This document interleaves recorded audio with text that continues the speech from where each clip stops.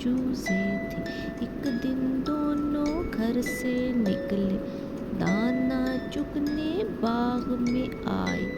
चुन्ना एक दाने पर लपका, मुन्ने ने एक कीड़ा देखा, पतला पतला लंबा लंबा। मुन्ने ने चुन्ने को बुलाया, दोनों ने मिलकर जोर लगाया। कीड़ा बाहर खिंचता आया, खिंचता आया, खिंचता आया। बाहर निकला तो क्या देखा, इतना मोटा ताजा चूहा। बाहर निकला तो क्या देखा, इतना मोटा ताजा चूहा।